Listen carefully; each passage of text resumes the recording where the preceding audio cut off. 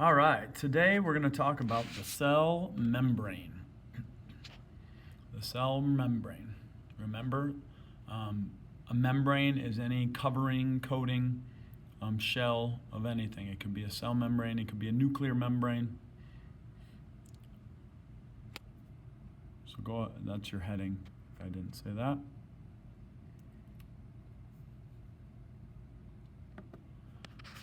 All right, go ahead and write this down. The first bullet there. The cell membrane provides a layer of protection for the cell. It's going to protect the cell. Now the big question is, what is it going to protect the cell from?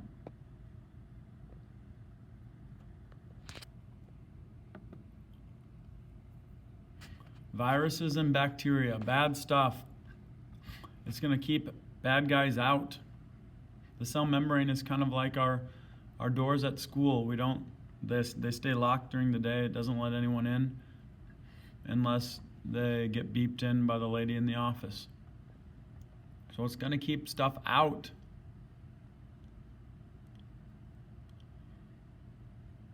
If I'm ever going too fast, just pause it. Go ahead and write this down. The cell membrane is going to control what enters and leaves the cell. It's what we call selectively permeable. It's going to allow certain things in and keep certain things out. If you are selective with your choice of friends, you pick which people are your friends. Some people don't make the cut. Well, the cell's the same way. It's going to allow some in and keep some out. The cell membrane.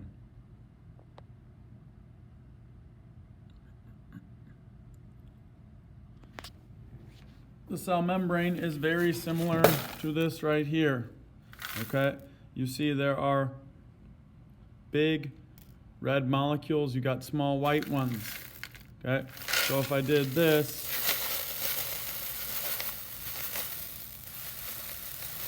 got most of them on the same side. They're all mixed in. Now it's only going to let certain things in, the little white ones. The red ones are too big. It will not let them in. That is like the cell membrane. Keep certain things out, let certain things in. What would a cell want to let in? A cell would like to let in food, water, and oxygen. I would write this down. A cell is going to let in food, water, and oxygen. And it's going to keep out bacteria and viruses.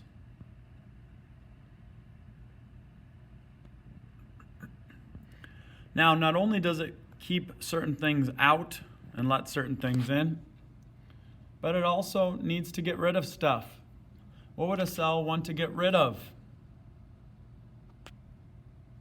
How about waste? Carbon dioxide.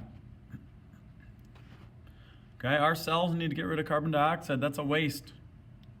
Sometimes water is a waste. That's why you go to the bathroom.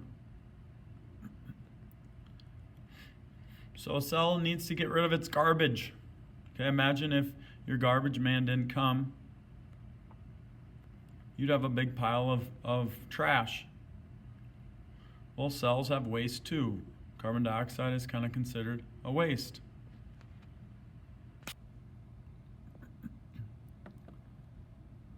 Now, go ahead and write this down. Molecules are going to move in and out of a cell in two different ways. And those are passively and actively. Molecules move in and out of the cell in two ways, passively and actively.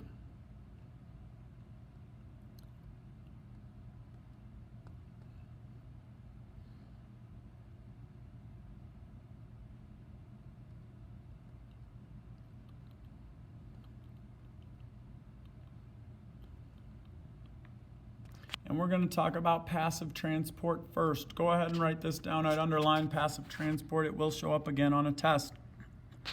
Passive transport does not require oxygen, does not require energy to move molecules in and out of the cell. So passive, no energy. If you are a passive person, you're probably going to just sit there and let a lot of things happen. If there's a fight right in front of you, if you are a passive person, you're probably not going to jump up and join the fight. You're probably going to just sit there and watch it and be like, oh, well, there's a fight. It doesn't take much energy to sit there and do that. So passive transport does not require energy to move stuff. On the other hand, active transport, and I'd write this down and I'd underline active transport. Active transport needs energy to move stuff, to move molecules in and out of the cell. Most 7th graders are very active. They burn a lot of energy. Some of you guys just sitting there are bouncing around, tapping your pencil, doing the knee shake thing. You're constantly moving. You're burning energy. You are active. So active transport requires energy. Passive does not. Now, there are 2 types of passive transport. So maybe just say 2 types of passive transport.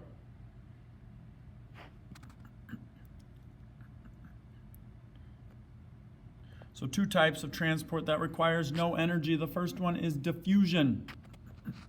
Write this down. I promise you it'll show up again. Diffusion, the movement of molecules across the cell membrane. Usually it's a gas like oxygen or carbon dioxide.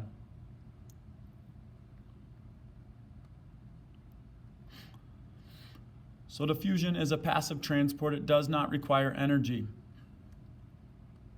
Molecules going across the membrane, in or out of the cell. This happens, I would write this bullet down as well, from high to low concentration. Diffusion of air molecules happen from where there are a lot, that's high concentration, where something's highly concentrated, they're jammed in there, to where there are very few.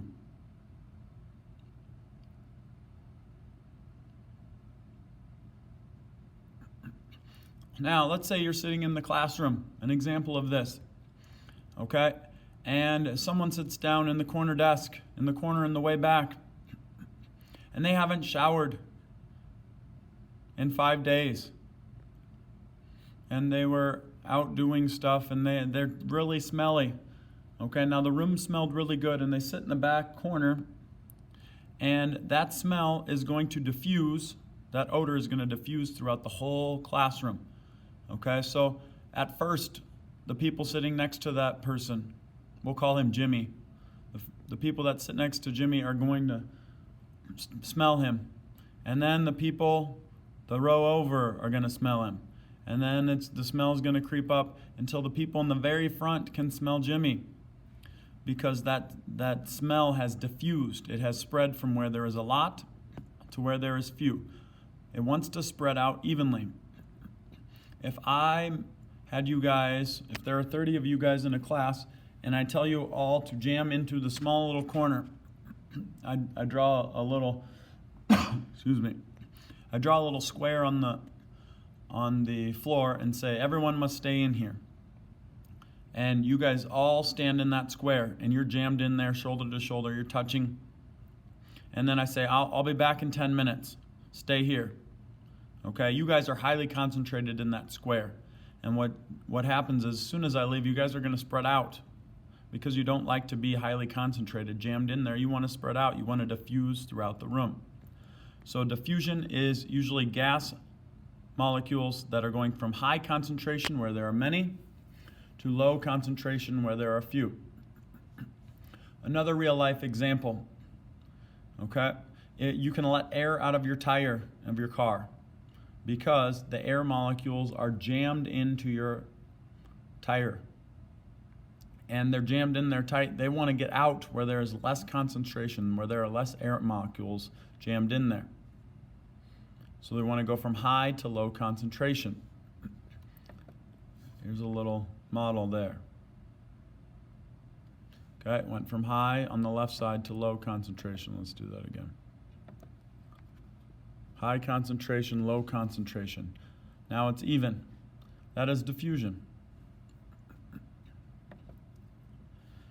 Go ahead and write this down. Osmosis is the diffusion of water across the cell membrane.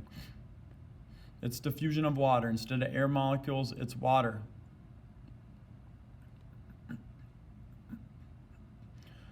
Water also wants to go from high concentration to low concentration, where there is a lot to where there are few.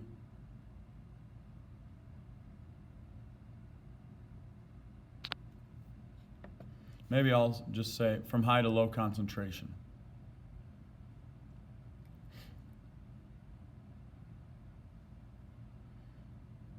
Osmosis is the diffusion of water.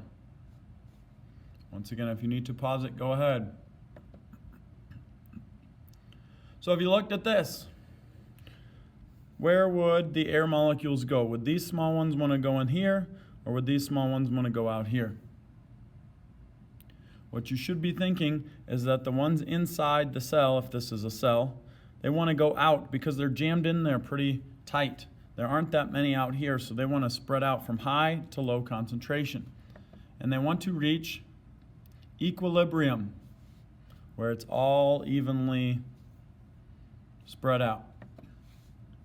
Equilibrium. Write this down, please. We're almost done. Equilibrium occurs when all molecules are spread out evenly.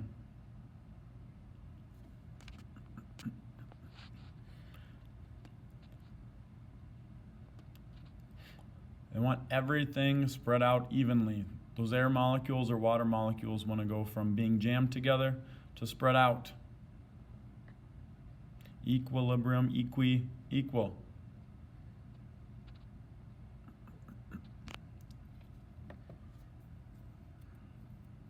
From high to low concentration.